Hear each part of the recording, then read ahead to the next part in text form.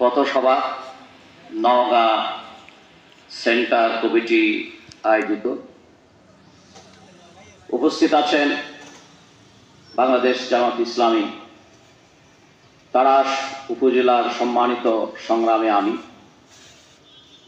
সংগ্রামী সেক্রেটারি, উপজেলার কর্মপরিষদের সম্মানিত সদস্যবৃন্দ, নওগাঁ ইউনিয়নের বাংলাদেশ জামাত ইসলামের সম্মানিত সভাপতি সেক্রেটারি, স্থানীয় নেতৃবৃন্দ এবং আমার সামনে উপবিষ্ট এবং মাইকের আওয়াজের আওতায় দূর দূরান্তে বিভিন্ন দোকানপাটে যারা বসে আছেন সবাইকে আমি সালাম জানাচ্ছি।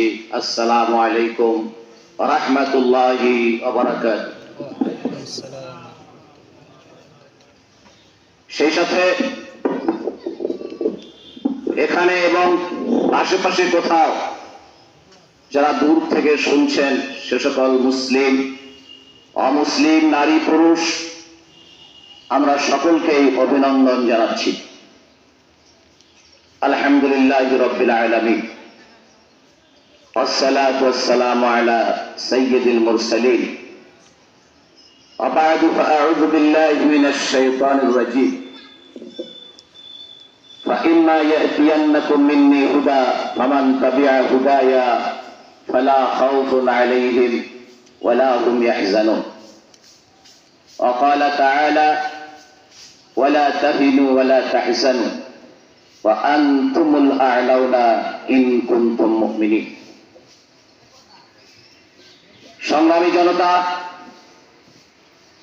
আপনারা জানেন যে বাংলাদেশ জামাত ইসলামী এই দেশে আল্লাহর বিধান কায়েম এবং সৎ লোকের শাসন প্রতিষ্ঠার মাধ্যমে একটি কল্যাণ সমাজ এবং রাষ্ট্র প্রতিষ্ঠা করার জন্য তাদের জীবন সম্পদ দিয়ে তারা আন্দোলন করে যাচ্ছে। স্বাভাবিকভাবেই আল্লাহর বিধান প্রতিষ্ঠার আহ্বান ইতিহাসের মানব ইতিহাসের প্রাচীন সময় থেকে নবী রাসূলরা করেছেন, কথা ঠিক না? তাদের এই আন্দোলন, তাদের এই আহ্বান, এটা কি কোনো বাধাই হয়েছে না তাদেরকেও বাধা দেওয়া হয়েছে?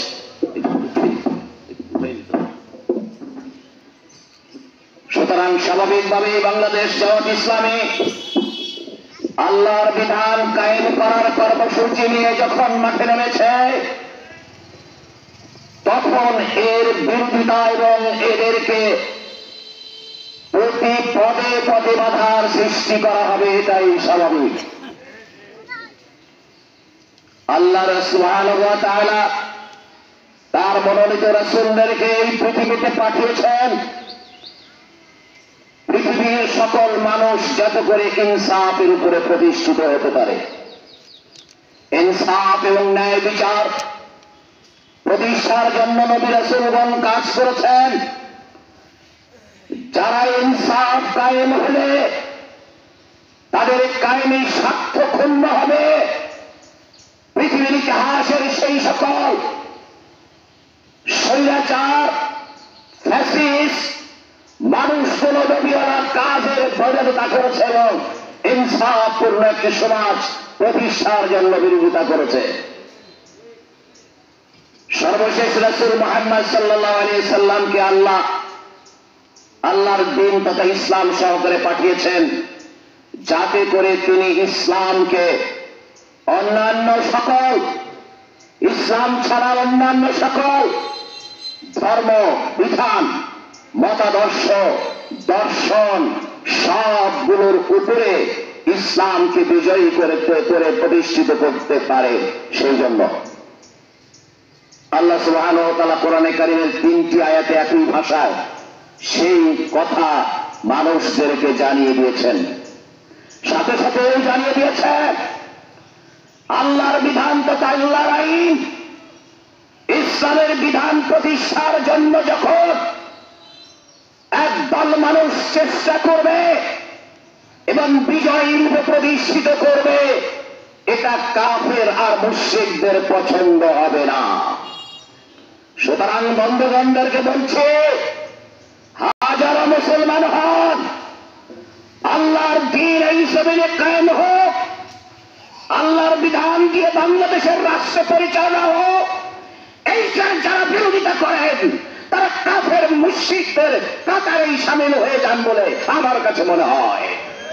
কারণ আল্লাহ বলছেন যে রাসূলকে দ্বীনে হক আর হিদায়াত সহকারে পাঠিয়েছি, যাতে করে এই ইসলামকে, এই দ্বীনে হককে অন্যান্য সকল ধর্ম মতবাদের উপরে বিজয়ী করতে পারেন। আর এই কাজটি কাফের আর মুশরিকরা পছন্দ করে না, বরদাস্ত করে না, বাধাগ্রস্ত করে, তাদেরকে কাজ করতে দেয় না।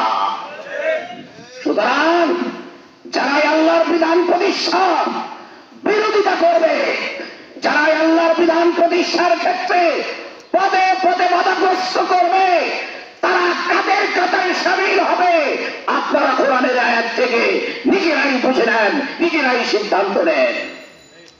তবে এটাই চিরন্তন সত্য। নবী রাসূলদের সেই সত্যবাণী তথা আল্লাহ প্রদত্ত বিধান এবং ইসলাম কায়েমের পথে বাধার সৃষ্টি করা হয়েছে সত্য, নির্যাতন নিপীড়ন করা হয়েছে সত্য, কিন্তু এই সত্য দিনের প্রচার প্রসার আর প্রতিষ্ঠার পথে কোন বাধাই বাধা হিসেবে থাকেনি, স্রোতের মতন এসে গেছে, সত্য প্রতিষ্ঠিত হয়েছে, আল্লাহর দ্বীন বিজয় হয়েছে, কেউ ঠেকাতে পারে নাই। ঠিক ঠিক কিনা গো? কেউ বাধা দিয়েছে কিন্তু টিকে থাকতে পারে নাই। ফেরাউন বাধা দিয়েছে মুসাকে, হারুনকে, ইব্রাহিমকে বাধা দিয়েছে নমরুদ, মুসাকে বাধা দিয়েছে কারণ, এবং সর্বশেষ মুহাম্মদুর রাসূলুল্লাহ সাল্লাল্লাহু আলাইহি সাল্লামকে বাধা দিয়েছে, আবুকে শহীদ করে দেওয়া হয়েছে। তাদের অসংখ্য নেতা কর্মীদেরকে গুম করা হয়েছে, খুন করা হয়েছে, আয়না করে শাস্তি দেওয়া হয়েছে। তাদের ব্যবসা বাণিজ্য, তাদের ঘর বাড়ি, তাদের দোকানপাট লুট হয়েছে, ভেঙে করা হয়েছে, বাড়িঘর বুলডোজার দিয়ে ধ্বংস করা হয়েছে। বাংলাদেশ জামাতে ইসলামকে একদিনের জন্য, এক মুহূর্তের জন্য তাদের এই আন্দোলনের কার্যক্রমকে বন্ধ করতে পারে নাই। পাশে 2014 সালে যখন সারা বাংলাদেশ অগ্নিগর্ভা, দুইজন মানুষ একত্রিত দাঁড়ালে বলে জামাতের লোক মিটিং করছে, দাঁড়িয়ে দাঁড়িয়ে তাদেরকে দাঁড়াতে দিত না, ধরে নিয়ে যেত। সেই সময়ও আমি ঢাকার কথা বলছি, সেই সময়ও ঢাকাতে কমপক্ষে 500 জায়গায় জামাতের রুট লেভেলের ইউনিটের বৈঠক হয়েছে।